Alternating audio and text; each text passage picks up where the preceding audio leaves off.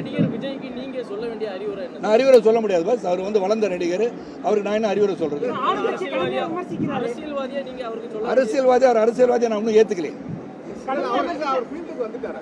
ஃபீல்டுக்கு வந்திருக்காரு. இனிமே ஒரு கொள்கை என்ன, கோட்பாடு என்ன, what is going to to, இதெல்லாம் கேட்டால் பெரிய பிரஸ் மீட் தரணும் பாஸ். சாதாரண விஷயம் கிடையாது. சொன்னது நிறைய விஷயம் சொல்றாரு.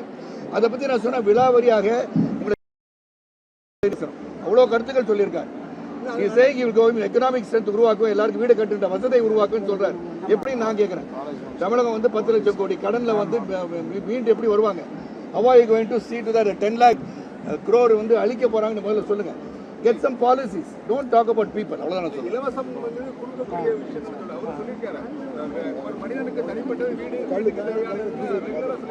நீங்களே வந்து கொடுங்க பாஸ், இலவச வீடு கொடுங்க. எல்லாரும் வேண்டாம் யார் சொன்னாங்க? நானே தான் சொல்றேன் கொடுக்கணும். அதுக்கு வந்து எப்படி கொடுப்பீங்கன்னு தான் நான் கேட்கிறேன். Give up some plans.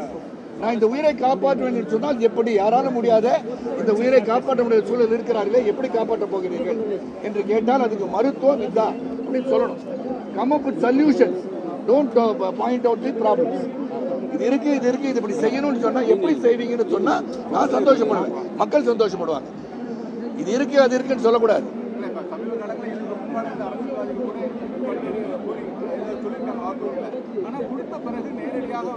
கேட்க வேண்டியது மக்கள். வாக்குறுதி நிறைவேற்றினார்களா இல்லையான்னு கேட்கப்பட வேண்டியது மக்கள் தான் கேட்கணும்.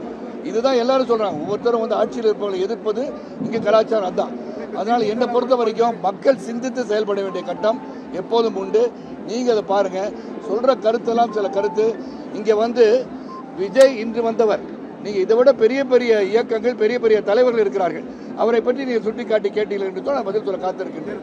இவர் வரட்டும், ஆட்சி வந்து வரட்டும், அவர் தேர்தல் பிரச்சாரத்துக்கு போட்டோம். இந்த மாதிரி கேள்வி கேட்க வைங்க முதல்ல. பிரஸ் வந்து do not make a small man to be a big man by planting all this with the people. அவ்வளவுதான் நான் சொல்லுவேன்.